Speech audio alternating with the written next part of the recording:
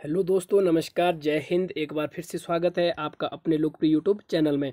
साथियों, आज हम आपके लिए लेकर आए हैं बहुत ही इंपॉर्टेंट वीडियो जिसमें हम डिस्कस करने वाले हैं Indian parliament and it's part, भारतीय संसद और इसके मुख्य अंग, जिसमें कि लोकसभा, राज्यसभा और राष्ट्रपति के बारे में विस्तार से चर्चा करेंगे। और इसके साथ ही इनमें जितने भी इंपॉर्टेंट पॉइंट्स हैं वो भी हम आपको बताने वाले हैं। वीडियो के लास्ट में हम डिस्कस करने वाले हैं 25 से ज़्यादा इंपॉर्टेंट क्वेश्चन जो कि एचपी टेट के एग्जाम में ऑलरेडी आए हुए हैं। तो साथियों, कुल मिलाकर ये वीडियो आपको बिल्कुल देखनी चाहिए, चाहे आप आर्ट्स के स्टूडेंट हो, medical, non medical, JBT, LT या किसी भी चीज़ का टेट आपका हो, बिकॉज इंडियन पॉलिटिकल से क्वेश्चन जरूर बनते हैं, खासतौर आर्ट्स में तो इससे बहुत सारे क्वेश्चन बनते हैं। तो चलिए फ्रेंड, शुरू करते हैं वीडियो को। और वीडियो की तरफ बढ़ने से पहले गाइज मैं एक चीज़ आपको बताने वाला हूँ कि वीडियो के लास्ट में हम आपसे क्वेश्चन पूछेंगे। बिल्कुल सिंपल सा क्वेश्चन होगा, अगर आपने उसका राइट आंसर सबसे पहले दे दिया, गाइज ध्यान रखना है ऐसा, अगर आप कमेंट सही करते हैं और आपसे पहले अगर कोई और दूसरा साथी कमेंट कर लेता है, सही कमेंट करता है, उसका राइट आंसर बता देता है, तो उसका नेक्स्ट वीडियो जो आएगी पॉलिटिकल साइंस की हमारी,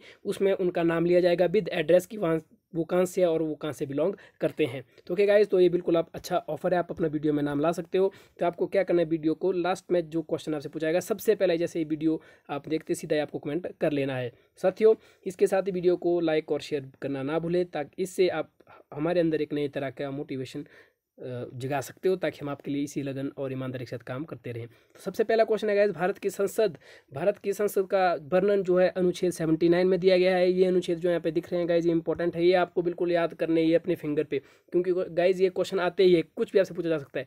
तो आपको 4 क्वेश्चन बेसिकली आपको याद रखने जो मैं आपको भी बताने वाला हूँ। सबसे फर्स्ट क्वेश्चन है कि भारत की जो संसद है वो कहाँ से लिया गया है। भारत के संविधान में संसदीय प्रणाली ब्रिटिश संविधान से ली गई। आप जानते हैं कि जो भारत का संविधान है विश्व का सबसे बड़ा लिखित संविधान है भारत का। एक क्वेश्चन तो ये हो गया आपका एक्सटर्नल कि विश्व का सबसे बड़ा लिखित संविधान किसका है, तो हमारे प्यारे देश भारत का है। इसके अलावा आप जानते हैं कि हमारे भारत देश के संविधान में बहुत सारी चीज़ें अलग अलग कंट्री से लाई गई, जैसे फंडामेंटल राइट्स लाए गए हैं, डायरेक्टिव प्रिंसिपल्स और कंट्री से लाए गए हैं, उसी तरह से फंडामेंटल राइट्स जैसे अमेरिका से लाए गए हैं, है ना।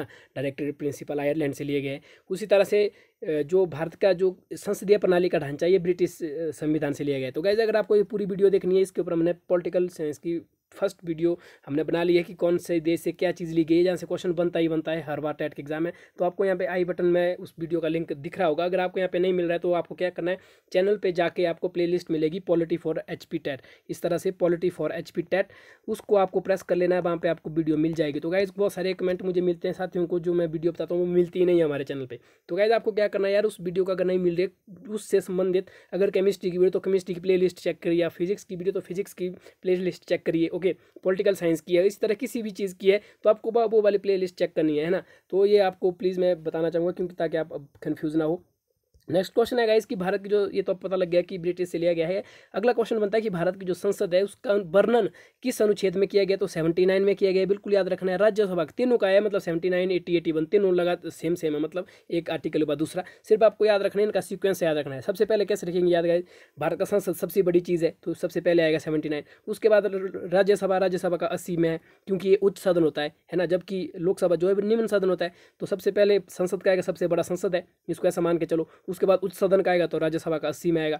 उसके बाद निम्न सदन है तो 81 में आएगा लोकसभा का। ध्यान रखिएगा, निम्न सदन जरूर है लोकसभा, लेकिन मोस्ट पावरफुल जो हाउस है वो लोकसभा ही है, क्योंकि इसमें जो चुने गए मेंबर्स है उनका जो जनशक्ति है, जनशक्ति के द्वारा वो चुने जा सकते हैं। मतलब इंडियन का कॉमन मैन अपना वोट देकर मेंबर ऑफ पार्लियामेंट को लोकसभा में भेजता है, जबकि राज्यसभा में इस तरह का प्रोसेस नहीं होता है, वो आप वीडियो में आगे समझेंगे। इसलिए हालांकि संविधान के अकॉर्डिंग राज्यसभा को उच्च सदन माना जाता है। ये क्वेश्चन बहुत बार एग्जाम में आया है कि भारत के इस तरह से आएगा क्वेश्चन का कि भारत के संविधान में उच्च सदन कौन सा होता है। आपके पास 3-4 ऑप्शन होंगे, अगर उच्च सदन होगा तो राज्यसभा, निम्न सदन होगा तो लोकसभा। उसी तरह से गाइस यहाँ पे राष्ट्रपति है। राष्ट्रपति जो है संसद के सत्र को बुलाता है। अगर कभी संयुक्त अधिवेशन करना है तो उसके लिए राष्ट्रपति इनको बुलाता है। यहाँ पे आप देख रहे हैं कि राष्ट्रपति का हमने पर्टिकुलर अनुच्छेद मेंशन नहीं किया, तो इसका पीछे क्या रीज़न है गाइस, इसके पीछे सिंपल रीज़न है क्योंकि राष्ट्रपति है, इसकी व्याख्या किसी एक अनुच्छेद में नहीं की गई है।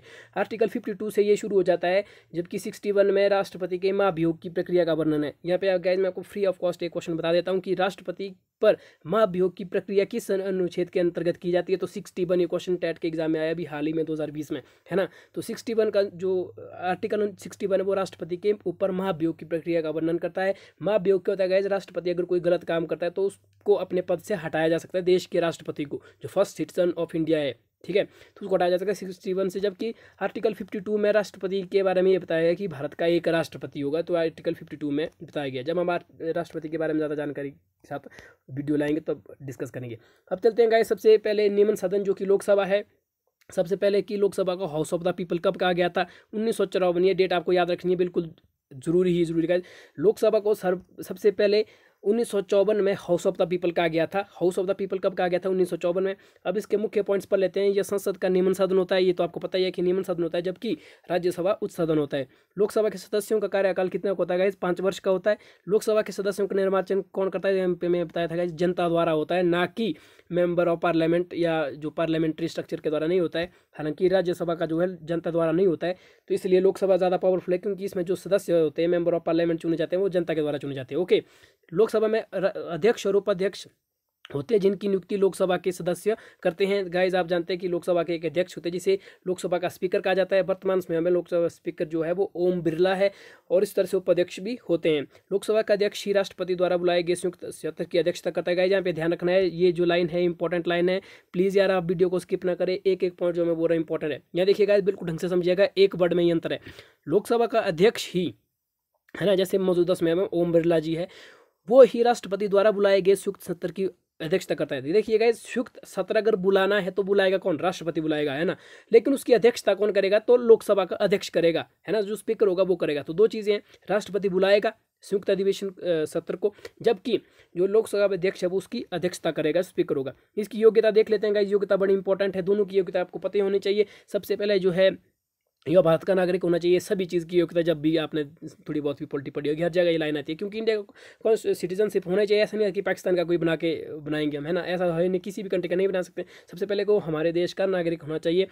और दूसरी चीज़ की गाइज, न्यूनतम आयु जो 25 वर्ष होनी चाहिए, इंपॉर्टेंट चीज़ है गाइज, याद रखना है। 25 वर्ष जो है वो किसके लिए है?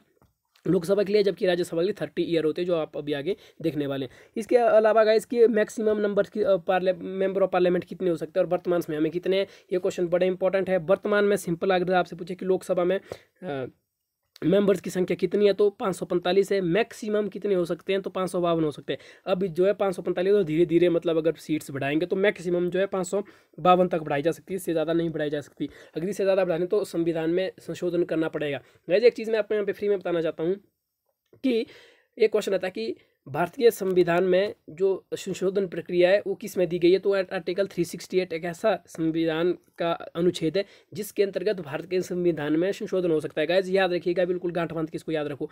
ये किसी भी अलग अलग तरीके से पूछा जाता है कि भारत का वो कौन सा अनुच्छेद है जिसके अंतर्गत भारत के संविधान में ही संशोधन किया जा सकता है, आर्टिकल 368। तो अब यहाँ पे गाइस आप देख सकते हैं, यहाँ पे और भी स्ट्रक्चर अगर आपने समझना है, लेकिन कुल मिलाकर आपको ये दो चीज़ें याद रखनी है, क्योंकि यही जो टेट के एग्जाम में पूछी जाती है कि वर्तमान समय में लोकसभा के मेंबर की सदस्य कितनी है, तो 545। अगर पूछे कि अधिकतम कितनी हो सकती है, 552 हो सकती है। फिर भी अगर आप लोगों को देखना, जल्दी जल्दी मैं बता देता हूँ। राज्यों से 530, केंद्र शासित प्रदेश से 13 चुने जा सकते हैं अधिकतम। ये है जो अधिकतम चुने जा सकते हैं वर्तमान टाइम में, है ना। तो ये 543 दो जो है एंग्लो भारतीय समुदाय के लोग हो सकते हैं जिनको राष्ट्रपति मनोनीत करता है। इसमें कहीं ज़्यादा आपको नहीं है, अगर तो आप डीप चीज़ों के लिए प्रिपरेशन करने हैं, टीजीटी कमीशन या इस तरह का जो क्लास 3 क्लास 2 का रिक्रूटमेंट होती है, बाकी के लिए तो इंपॉर्टेंट है। लेकिन आप टेट के लिए हम आपकी प्रिपरेशन करवा रहे हैं, तब हम आपको एग्जाम ओरिएंटेड चीज़ें देते हैं कि फालतू का नहीं। तो आपको दो चीज़ें याद रखनी है, वर्तमान 545 मेंबर है और मैक्सिमम 552 हो सकते हैं। तो गाइज ये भी जो इंपॉर्टेंट चीज़ें वही हम आपको बताने वाले हैं, है ना। तो हम आपको एग्जाम ओरिएंटेड चीज़ें बताने चाहते हैं। गाइज इंपॉर्टेंट पॉइंट है कि पहली लोकसभा में अध्यक्ष कौन थी, तो गाइज मीरा कुमारी जो थी, मीरा कुमारी जो है भारत की लोकसभा में प्रथम महिला अध्यक्ष थी, है ना। भारत का फर्स्ट लेडीज या फीमेल स्पीकर कौन थी, तो श्रीमती मीरा कुमार जी थी। ये आपको याद रखना है, ये नाम भी बहुत बार टेट के एग्जाम पूछा जाता है। ये पॉलिटी के अलावा इंडियन जनरल अवेयरनेस के अंदर भी पूछा जाता है टेट के एग्जाम में, है ना गाइस। तो बहुत इंपॉर्टेंट चीज़ है। पहले अध्यक्ष कौन थे, तो जीबी मावलंकर थे, भारत के सबसे पहले जो अध्यक्ष थे वो कौन थे, जी बी महाबलंकर थे। वर्तमान में गाइज यहाँ पे गलती है क्योंकि थोड़ी पीडीएफ पुरानी थी, तो इसका जो राइट आंसर है वर्तमान में, जब भी मैंने बताया, ओम बिरला जी। ओम बिरला जो है भारत के करंटली स्पीकर है। ये क्वेश्चन इसके साथ ही आप गाइज इसको बिल्कुल याद रखिए, जी बी महाबलंकर का, क्योंकि ये बहुत इंपॉर्टेंट नाम है और इसमें कन्फ्यूज हो जाता है। मीरा कुमारी तो याद भी रह जाती है कि भारत की पहली महिला अध्यक्ष थी, लेकिन पहले अध्यक्ष याद नहीं रहते हैं, तो सिंपल याद रखने पहले अध्यक्ष कौन थे, जी बी महाबलंकर। इसके अलावा यहाँ पे है शून्यकाल। तो शून्यकाल क्या होता है, शून्यकाल का मैं बता देता हूँ। शून्यकाल होता है जैसे संसद में सबसे पहले प्रश्नकाल होगा और उसके बाद कार्यसूची का कुछ टाइम होता है जब वर्क होता है, तो संसद में प्रश्नकाल और कार्यसूची के मध्य का समय शून्यकाल कहलाता है। ठीक है, तो ये आपको बिल्कुल याद रखना है। बढ़ते हैं नेक्स्ट अपने संविधान के संसद के अगले अंग की तरफ, जो है राज्यसभा। राज्यसभा में है ये संसद का उच्च सदन होता है, जैसे लोकसभा निम्न सदन होते हैं, उच्च सदन होता है। राज्यसभा के सदस्यों की नियुक्ति राज्य विधानसभा के सदस्यों के द्वारा की जाती है। बिल्कुल इंपॉर्टेंट पॉइंट है जी, इसको ढंग से समझिएगा। मैंने भी आपको बताया था कि जो लोकसभा में चुने जाते पीपल है वो जनता के द्वारा चुने जाते हैं, जबकि ये जो है राज्य की विधानसभा के सदस्य चुनते हैं। जैसे हर एक स्टेट की अपनी अपनी या यूनियन टेरिटरी की अपनी विधानसभा होगी, लेजिस्लेटिव असेंबली होगी।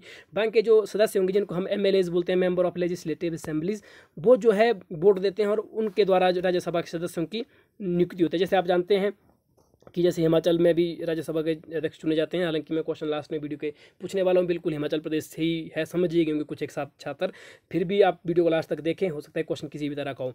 तो इस तरह से है। और इसके साथ ही गाइज राज्यसभा के सदस्यों का कार्यकाल 6 वर्ष का होता है, जबकि लोकसभा के 5 साल का होता है। इंपॉर्टेंट क्वेश्चन है, बहुत बार बिल्कुल ऐसे ही क्वेश्चन आते हैं टैट में गाइज, ज़्यादा आपको सीरियस नहीं लेना है अगर आप न्यूली एस्पिरेंट्स है, फर्स्ट बार टैट दे रहे हैं। इस तरह की सिंपल चीज़ें है, बस आपको फैक्ट और फिगर याद होना चाहिए। जैसे ये वाला सिंपल क्वेश्चन है कि राज्यसभा के सदस्यों का कार्यकाल होता है 6 वर्ष का। उपराष्ट्रपति राज्यसभा का पदेन सभापति होता है या अध्यक्ष होता है, इसका कार्यकाल 5 वर्ष का होता है। गाइज ये जो पॉइंट है ये कन्फ्यूजन करता है और क्वेश्चन भी यहीं से बनता है। अब देखिए, अगर आपसे पूछा होगा कि जो राज्यसभा है, राज्यसभा का अध्यक्ष का कार्यकाल कितने का होगा, तो अब सोचते हैं सभी कि राज्यसभा का जो सदस्यों का कार्यकाल, जो नॉर्मल सदस्य होते हैं, मेंबर्स होते हैं, उनका तो 6 साल का होगा। तो जो उपराष्ट्रपति होता है राज्यसभा का पदेन सभापति, जिसको अध्यक्ष बोलता है, तो उसका भी 6 साल का होगा। और वहीं से जो क्वेश्चन आपका गलत हो जाता है, तो आपको सिंपल याद रखना है राज्यसभा के बाकी मेंबर्स का कार्यकाल 6 वर्ष का होता है, जबकि जो उसका अध्यक्ष होगा राज्यसभा का अध्यक्ष, उसका 5 वर्ष का ही होता है। ये आपको ध्यान रखना है। सिर्फ जो है उपराष्ट्रपति ही राज्य का पदेन सभापति होता है, इसके अलावा कोई और नहीं हो सकता है। जैसे लोकसभा में आप अपनी मर्जी से जो भी मेंबर ऑफ पार्लियामेंट है वो चुनते हैं ना, जो भी उनको अपना स्पीकर रखना है, जबकि उपराष्ट्रपति को ही राज्यसभा में रखना पड़ता है। इसमें चॉइस नहीं होती कि कोई और रखे आप। जो भारत के उपराष्ट्रपति होंगे उनको ही आपको पदेन सभापति या जिसको अध्यक्ष कहते हैं वही रहेंगे, और उनका टाइम पीरियड 5 वर्ष का होगा। आई होप आप समझ रहे हैं। अगर हम इसकी योग्यता की बात करें तो राज्यसभा के उपसभापति को अपने राज्यसभा के सदस्य चुनते हैं, जो मैंने भी आपको बताया। अगर राज्यसभा का कोई कैंडिडेट है अगर बनना है तो उसके लिए क्या क्या चीज़ें हैं, सबसे पहले जो मैंने बताया भारत का नागरिक हो, और उसके बाद न्यूनतम आयु 30 वर्ष हो। लोकसभा के लिए मैंने बताया था 25 होनी चाहिए, जबकि राज्यसभा के लिए 30 वर्ष होनी चाहिए। तो यहाँ पे फिर से वही चीज़ है कि अगर आपको थोड़ा देखना है कि वर्तमान में कितने हैं और मैक्सिमम सदस्य कितने हो सकते हैं, तो वर्तमान में आएगा राज्यसभा में तो 245 है, मैक्सिमम पूछे तो 250 है, 250 है। तो सिंपल याद रखना, जैसे गाइज 545 और 500 की हमने बात की थी, उसी तरह से यहाँ पे आपको 200 में याद रखना है कि लोकसभा माफ़ कीजिएगा गाइज, राज्यसभा में जो वर्तमान सदस्य है उनकी संख्या 245 है, 245 है। 500 में तो लोकसभा की है, 245 है, जबकि मैक्सिमम जो है 250 हो सकती है। तो ये आपको बिल्कुल याद रखना है। अगर इसके इंपॉर्टेंट पॉइंट्स की बात करें गाइस, बिल्कुल इंपॉर्टेंट पॉइंट्स है, ये आपको याद रखने ही है। फर्स्ट पॉइंट ये है कि पहले सभापति कौन थे, राधाकृष्णन थे। अब देखो गाइस, अगर आपको इनका नाम याद ना आ रहा तो सिंपल, अगर आपसे एग्जाम में पूछा जाए कि भारत के राज्यसभा के प्रथम सभापति कौन थे, तो आपको सिंपल याद, मान लीजिए राधाकृष्णन जी का नाम याद नहीं आ रहा, तो आपको क्या ट्रिक याद लगानी है। अब आपको पता है कि जो राज्यसभा का अध्यक्ष होता है वो हमेशा कौन होता है, उपराष्ट्रपति ही। इसके अलावा किसी और को आप अध्यक्ष बना ही नहीं सकते, पदेन अध्यक्ष नहीं बना सकते, जिसको हम सभापति भी कहते हैं। तो सिंपल है, भारत के पहले उपराष्ट्रपति कौन थे, राधाकृष्णन थे, तो वो ही जो क्या होंगे, पहले सभापति भी होंगे। तो सिंपल है, इसमें रटने की जरूरत ही नहीं है। जबकि पहले उप सभापति, ये आपको याद रखना है, ये थे कृष्णमूर्ति राव। तो कृष्णमूर्ति राव जी है, ये पहले उप सभापति थे। जबकि वर्तमान में यहाँ पे आप देख सकते हैं, वर्तमान में वेंकैया नायडू, ये जो है भारत के उपराष्ट्रपति है, और ये वर्तमान में भारत के संसद के राज्यसभा के अध्यक्ष या जिसके सभापति कहा जाता है। ठीक है, तो आई होप आप समझ रहे हैं। जो यहाँ पे कंटेंट है गाइज, ये भी एग्जाम के ओरिएंटेड नहीं है, ये हमने अभी डिस्कस कर लिया है। तो चलिए गाइज, अब क्वेश्चन की ओर बढ़ते हैं और डिस्कस करते हैं इंपॉर्टेंट क्वेश्चन, और आप भी चेक कर लीजिए कि आपने इस वीडियो से कितना सीखा। तो चलिए शुरू करते हैं आज का फर्स्ट क्वेश्चन। और फर्स्ट क्वेश्चन है, भारत में सरकार की संसदीय प्रणाली कहाँ से ग्रहण की गई है? माफ़ कीजिएगा, ये सरकार बोल दिया, संसदीय है, माफ़ कीजिएगा, क्योंकि छोटा हूँ, थोड़ा सीख रहा हूँ, तो अपने छोटे भाई को माफ़ कीजिएगा। भारत में सरकार की संसदीय प्रणाली कहाँ से ग्रहण की गई है? तो आप जानते हैं, मैंने बताया ब्रिटिश संविधान से। दूसरा क्वेश्चन है, भारतीय संसद के ऊपर हाउस को किस नाम से जाना जाता है? थोड़ा ये PDF भी क्लियर की गई है, इसमें भी प्रॉपर नहीं है तो हो सकता है प्रोनाउंसिएशन एरर और भी हो सकता है। तो भारत के संसद का जो अपर हाउस है उसको क्या कहा जाता है? राज्यसभा कहा जाता है। जो लोअर हाउस है गाइज वो क्या कौन सा होता है? लोकसभा होता है। तो नेक्स्ट क्वेश्चन है, राज्यसभा को भंग किया जा सकता है? ये क्वेश्चन भी इंपॉर्टेंट है कि राज्यसभा को भंग किया जाता है। तो इसका जो राइट आंसर है वो है गाइज यहाँ पे ऑप्शन डी होगा, उपयुक्त में से कोई भी नहीं। बिकॉज क्यों हो जाएगा? क्योंकि गाइज राज्यसभा को भंग किया ही नहीं जा सकता, ये स्थायी सदन है, परमानेंट सदन है। इसमें जो है जो मतलब इसमें इलेक्शन नहीं होता है ना, इसमें क्या होगा, जैसे कोई किसी मेंबर ऑफ जो राज्यसभा है उसका टाइम पीरियड पूरा होगा तो उसके जगह नया जो मेंबर आएगा वो आएगा, तो इस तरह से चलता रहता है प्रोग्राम। ये स्थायी सदन है, इसको कभी भंग नहीं किया जा सकता है। तो यहाँ पे जो बहुत सारे साथी जिनको जानकारी नहीं होती है, नॉलेज नहीं होती इस चीज़ का, वो 5-6 जो भी दिया उस पर ऊपर टिक लगा लेते हैं, जबकि आपके पास ऑप्शन ये होगा कि उपयुक्त में से कोई नहीं, या फिर ऐसा हो सकता है कि कभी भी नहीं हो सकता है, ये स्थायी सदन है। तो वो इसका राइट आंसर हो जाएगा। आई होप आप समझ रहे हैं। नेक्स्ट क्वेश्चन है कि भारत में संसदीय ढांचे में 2 अस्थायी सदनों का नाम बताइए। तो 2 अस्थायी सदन के अगर आपको नाम बताने तो वो कौन कौन से होंगे? आप जानते हैं राज्यसभा तो कभी स्थायी सदन हो ही नहीं सकता है। क्यों नहीं सकता? क्योंकि क्या है, राज्यसभा जो क्वेश्चन को फिर से समझिएगा, भारत में संसदीय ढांचे में 2 अस्थायी सदनों के नाम बताने। अस्थायी मतलब जो क्या है, टेम्परेरी है ना, जिसपे क्या होता है, इलेक्शन होते हैं, है ना। अगर अस्थायी पूछा होता तब आपका राज्यसभा आना था, तो यहाँ पे अस्थायी पूछो तो राज्यसभा वाला टिक हटा दो, पहला भी इसमें हट जाएगा, है ना, तीसरा भी इसमें हट जाएगा। जबकि बी और डी में अगर देखें तो लोकसभा दोनों में तो लोकसभा के इलेक्शन होते हैं, तो बी और डी में से कोई एक होगा। तो यहाँ पे विधान परिषद देखो गाइस, विधान परिषद भी राज्यसभा की तरह होता है, ये भी स्थायी सदन होता है। जबकि तो विधानसभा होता है गाइस, विधानसभा में हर 5 साल के बाद इलेक्शन होते हैं जैसे लोकसभा में होते हैं। तो आपको बिल्कुल सिंपल क्वेश्चन था, आप भी जानते हैं, न्यूज़ में डेली देख रहे हैं लोकसभा के इलेक्शन हो रहे हैं। किसी स्टेट में अगर कहीं पे स्टेट में इलेक्शन हो रहा है गाइस, वो विधानसभा की इलेक्शन होती है। तो आपको पता है ना, जैसे हिमाचल प्रदेश में इलेक्शन होते हैं, जैसे चीफ मिनिस्टर जयराम ठाकुर बने, किसी और स्टेट में होते हैं, हरियाणा में होते हैं, है ना। तो वहाँ पे जो उनको बोलते हैं विधानसभा के इलेक्शन, है ना। जो सेंटर में होते हैं वो होते हैं लोकसभा के इलेक्शन। इतना तो आपको पता ही है। बढ़ते हैं नेक्स्ट क्वेश्चन की ओर, जो है राज्यसभा की नियुक्ति के लिए न्यूनतम आयु क्या होती है? जो हमने भी बताया, राज्यसभा के लिए गाइस 30 वर्ष की होती है, जबकि लोकसभा के लिए 35 वर्ष की होती है। दोनों क्वेश्चन को मैं एक ही क्वेश्चन में आपको समझाना चाह रहा हूँ। बढ़ते हैं नेक्स्ट क्वेश्चन की ओर, भारतीय संसद के संयुक्त सत्र की अध्यक्षता कौन करता है? गाइस वर्ड पे ध्यान दीजिएगा, अध्यक्षता। तो मैंने बताया था कि लोकसभा का अध्यक्ष है वो इसकी अध्यक्षता करेगा। अगर पूछता कि कौन बुलाता है, तब भारत का राष्ट्रपति इसका राइट आंसर हो जाना था कि कौन इसकी जो संयुक्त सत्र को बुलाता कौन है, इकट्ठा कौन करता है, मतलब आदेश कौन जारी करता है, तो भारत का राष्ट्रपति। लेकिन अध्यक्षता कौन करेगा? लोकसभा का सदस्य। बढ़ते हैं नेक्स्ट क्वेश्चन की ओर, संसद की लोक लेखा समिति का अध्यक्ष नियुक्त किया जाता है। तो इसका राइट आंसर है लोकसभा के अध्यक्ष द्वारा जो लोक लेखा समिति है उसका अध्यक्ष की नियुक्ति की जाती है। बढ़ते नेक्स्ट क्वेश्चन की ओर, भारतीय संसद में लोक लेखा समिति का अध्यक्ष कौन होता है? तो इसका राइट आंसर है विपक्षी दल का नेता। जो लीडर ऑफ ओपोनेंट्स है या विपक्ष दल का जो नेता होता है उसको जो इसका अध्यक्ष बनाया जाता है। बढ़ते नेक्स्ट क्वेश्चन की ओर, राज्यसभा के सदस्यों का सेवा काल कितने वर्ष का होता है? गाइस बिल्कुल सिंपल क्वेश्चन है, जैसे मैंने बताया 6 वर्ष का होता है। लेकिन साथ इसमें मैं फिर से बता देता हूँ गाइस, कि राज्यसभा का सभापति होता है या जो राज्यसभा का अध्यक्ष होता है, जो उपराष्ट्रपति होते हैं, भारत के उपराष्ट्रपति को ही राज्यसभा का सभापति जाना जाता है। उनका जो टाइम पीरियड होता है वो 5 साल का होता है गाइस, इसको ध्यान कंफ्यूज ना कीजिएगा, जबकि बाकी मेंबर्स का 6 वर्ष का ही होता है। बढ़ते नेक्स्ट क्वेश्चन की ओर, मंत्री परिषद सामूहिक रूप से किसके प्रति उत्तरदायी होते हैं? गाइस आपको पता है कि जो मंत्री परिषद होते हैं वो मुख्य रूप से लोकसभा के ऊपर उत्तरदायी होते हैं। बिकॉज मंत्री परिषद को ही हम कहीं ना कहीं सरकार कहते हैं। इसमें कैबिनेट मंत्री, राज्य मंत्री और ऐसे मंत्री भी जिनके पास कोई विभाग नहीं है, उनको इंक्लूड किया जाता है। तो मतलब कुल मिला के सरकार होती है, और ज़्यादातर कार्य जो है, हालांकि राज्यसभा में भी काम होता है, लेकिन इंपॉर्टेंट जो ये इसका जिम्मेवारी है, जो जवाबदेही है, वो इसकी लोकसभा के प्रति होती है। बढ़ते नेक्स्ट क्वेश्चन की ओर, संसद में शामिल है, बिल्कुल इजी क्वेश्चन है, और इसका राइट आंसर है राष्ट्रपति, लोकसभा और राज्यसभा, तीनों चीज़ें ही संसद में शामिल होती है। जैसे मैंने आपको बताया 3 अंग जो है वो संसद के है। नेक्स्ट क्वेश्चन है, हाउस ऑफ द पीपल को लोकसभा का नाम किस वर्ष दिया गया? ये मैंने भी जैसा आपको बताया था, बिल्कुल याद रखनी, ये डेट आपको याद रखनी है गाइज, कुछ भी कर लो। 1954 आपको याद रखना है कि हाउस ऑफ द पीपल को लोकसभा का नाम किस वर्ष दिया गया था, तो 1954। बढ़ते नेक्स्ट क्वेश्चन के, निम्नलिखित में से कौन भारत में कानून को बनाता है? तो इसका राइट आंसर है राष्ट्रपति, संसद के दोनों सदन। तो गाइज कुल मिलाकर जो तीनों भाग है संसद के, अगर तो सिंपल लिखा हो कहीं पे संसद, तो अब आपको संसद को टिक करना है कि भारत का जो कानून है वो कौन बनाता है? संसद बनाता है। अगर जैसे यहाँ पे आप देखिए इस क्वेश्चन में संसद लिखा ही नहीं है, तब आपके पास राष्ट्रपति, राज्यसभा, लोकसभा इस तरह से दिया होगा। तो यहाँ पे इसका राइट आंसर ऑप्शन सी हो जाएगा, क्योंकि तीनों के तीनों ही इंपॉर्टेंट होते हैं कानून बनाने में। लोकसभा में भी होना चाहिए पारित, राज्यसभा में भी होना चाहिए पारित, और उसके बाद अप्रूवल के लिए राष्ट्रपति के पास उसको सेंड किया जाता है। हालांकि इसमें बहुमत की संख्या अलग अलग होती है, और ये भी अलग होता है कि कौन सा कानून किस स्तर का है, तो उसके लिए अलग प्रक्रिया होती है। स्वतंत्र भारत की लोकसभा का प्रथम अध्यक्ष कौन था? GB महाबलंकर, जो हमने अभी बताया, ये आपको याद रखना ही है। जिस तरह से भारत की प्रथम महिला अध्यक्ष जो है मीरा कुमारी जी थी, उस तरह से GB महाबलंकर जी भारत के पहले अध्यक्ष थे।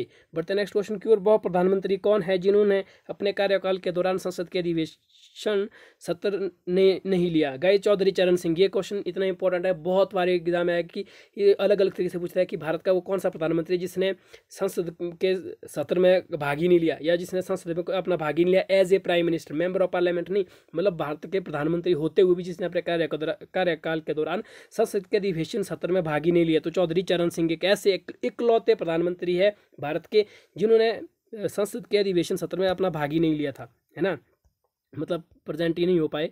भारत के संविधान के अनुसार संसद के दोनों सदनों का अधिवेशन एक वर्ष में कम से कम कितनी बार बुलाना जरूरी है? तो एक वर्ष में कम से कम आपको 2 बार, तो जो माफ कीजिएगा, दोनों सदनों का अधिवेशन एक साल में कम से कम 2 बार तो आपको बुलाना ही जरूरी, बुलाना चाहिए ही चाहिए, ये कंडीशन है भारतीय संविधान के अंदर। बढ़ते नेक्स्ट क्वेश्चन की ओर, संसद के किसी सदन के 2 सत्रों के बीच किससे अधिक नहीं होना चाहिए? तो यहाँ पे थोड़ा क्वेश्चन क्लियर नहीं है। कहने का मतलब यह है कि संसद के जो सदन के बीच में 2 सत्रों के बीच में, जैसे 2 सीजन में मान लीजिए सत्र बुलाए जा रहे हैं 2 सेशन में, तो उनमें मैक्सिमम इंटरवल कितना हो सकता है? तो गाइस 6 मंथ का, यानी कि 6 मंथ्स का उसमें इंटरवल होगा, और उसके बाद फिर से सत्र बुलाया जा सकता है। कम से कम 6 महीने का इसमें गैप, मतलब कम 6 महीने के अधिक इससे गैप नहीं होना चाहिए, इस तरह से।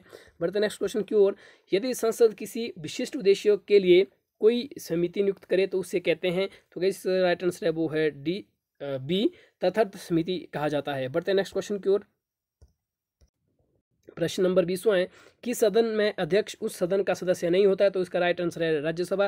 राज्यसभा का जो अध्यक्ष है वो उस सदन का सदस्य नहीं होता है। आप जानते हैं राज्यसभा के जो अध्यक्ष होता है वो भारत के उपराष्ट्रपति, लेकिन वो अध्यक्ष जरूर होते हैं, लेकिन राज्यसभा के सदस्य ने तो उनका वोट नहीं गिना जाता है, मतलब अपना वोट नहीं देते हैं। भारतीय संसद की सबसे महत्वपूर्ण विशेषता क्या है? तो इसमें ये विशेषता है कि इसमें भारत के राष्ट्रपति को भी शामिल किया जाता है। बढ़ते नेक्स्ट क्वेश्चन की ओर, जो है राष्ट्रपति द्वारा राज्यसभा के सदस्यों के नामांकन का नियम किस देश के संविधान से लिया गया था? तो इसका राइट आंसर है आयरलैंड। आयरलैंड में से ही राष्ट्रपति द्वारा राज्यसभा के सदस्यों को नामांकन का नियम लिया गया था। ये हमारे संविधान में आयरलैंड से लिया गया है। बढ़ते नेक्स्ट क्वेश्चन की ओर, लोकसभा आयोजित करने के लिए अपेक्षित गणपूर्ति क्या है? तो इसका राइट आंसर है 1/10। 1/10 का जो मैंडेट है, इतना मिलने के बाद ही ये चीज़ होती है। बढ़ते नेक्स्ट क्वेश्चन की ओर, भारतीय संविधान के अधिकांश उपबंधों का संशोधन किया जा सकता है? तो ये किसके द्वारा पॉसिबल है? कि मतलब भारत के संविधान में मैक्सिमम जो आर्टिकल्स है, अगर उनमें अमेंडमेंट करना है, संशोधन करना है, तो किसके द्वारा किया जाता है? तो गाइज मैंने अभी जैसा बताया था, संसद के द्वारा। अगर आपके पास संसद दिए तो आप उसको सीधे संसद टिक करें। अगर संसद ना हो तो आपके पास लोकसभा, राज्यसभा या राष्ट्रपति तीनों दिए होंगे, तो आपको तीनों टिक करने होंगे। कौन सा अनुच्छेद संसद के को राज्य सूची के विषयों का कानून बनाने का अधिकार देता है? तो 249, जो आर्टिकल 249 है, इसके अनुसार ही राज्य अनुच्छेद संसद को राज्य सूची के विषयों का कानून बनाने का अधिकार देता है, 249। बढ़ते नेक्स्ट क्वेश्चन की ओर, जो है कि लोकसभा के निर्वाचित सदस्यों की अधिकतम संख्या कितनी हो सकती है? जो मैंने भी जैसे बताया, इसकी जो राइट आंसर है वो है 530। गाइस यहाँ पे आप एक चीज़ देखिएगा, यहाँ पे निर्वाचित सदस्य पूछा है, कुल नहीं पूछा है, क्योंकि आप जानते हैं कि इसके अलावा 12 ऐसे जो मेंबर ऑफ पार्लियामेंट होते हैं जिनको राष्ट्रपति के द्वारा अप्रूव किया जाता है, या जिनको राष्ट्रपति चुनता है ना, मनोनीत सदस्य। तो आपको ये ध्यान रखना है कि जो मनोनीत सदस्य है वो उनकी बात यहाँ पे नहीं हो रही है। यहाँ पे सिंपल अब पूछा गया निर्वाचित सदस्य, वो जो है 530 होंगे, है ना। बढ़ते नेक्स्ट क्वेश्चन की ओर, जो है निम्नलिखित में से लोकसभा की प्रथम महिला अध्यक्ष कौन थी, जैसे कि हमने भी पहले ही बताया था। इसका राइट आंसर है मीरा कुमार। भारतीय संसद का जनता द्वारा निर्वाचित सदन निम्न में से कौन सा है, तो इसका राइट आंसर हो जाएगा लोकसभा। नेक्स्ट क्वेश्चन है, भारतीय संसद के कामकाज में शून्यकाल का अर्थ है प्रश्नकाल से पहले का समय और सत्र का पहला घंटा काल और अगली कार्यसूची के बीच का समय जब विशेष आधार। ये इसमें से सारे गलत है गाइस, राइट आंसर हो जाएगा उपयुक्त में से कोई नहीं। इसका राइट आंसर होना चाहिए कि जो प्रश्नकाल से बाद का समय, जो जब क्वेश्चन ओवर होता है उसके बाद का जो समय होता है उसे शून्यकाल कहा जाता है। तो गाइस ये थी आज की वीडियो और आज की इंपॉर्टेंट वीडियो। अब मैं आपको क्वेश्चन पूछने वाला हूं कि जिसका आपको राइट आंसर देना है। सबसे पहले अगर आपने सबसे पहले इसका राइट आंसर दिया तो हम आपको मैसेज भेजें कि आप अपना एड्रेस बताइए और नेक्स्ट वीडियो में आपका नाम लिया जाएगा विद एड्रेस। हमारा क्वेश्चन है गाइस कि हिमाचल प्रदेश से लोकसभा के लिए कितनी सीटें चुनी जाती है। आपको राइट आंसर इस तरह से लिखना है कि लोकसभा के लिए इक्वल टू कितनी सीटें, जबकि इसके साथ ही राज्यसभा का लिखना और टोटल आपको बताना है कि कितनी सीटें। तो क्वेश्चन हमारा एक बार फिर से सुन लीजिएगा कि हिमाचल प्रदेश से लोकसभा के लिए कितनी सीटें हैं, जबकि राज्यसभा के लिए इसके साथ ही कुल सांसद हिमाचल प्रदेश से कितने चुनकर जाते हैं। राज्यसभा का भी बताना है, लोकसभा का भी बताना है और टोटल भी बताना है। अगर आपने सबसे पहले इसका राइट आंसर बता दिया तो आपका नाम नेक्स्ट वीडियो में हम आपके लिए लेकर आएंगे। और गाइस अगर आप चाहते हैं कि नेक्स्ट वीडियो और इस सीरीज़ को इसी तरह से चालू रखेंगे तो आपको मैंने बताया, और ये PDF भी अगर आपको चाहिए तो आपको 1000 व्यूज़ इसमें वीडियो में दिलाने हैं।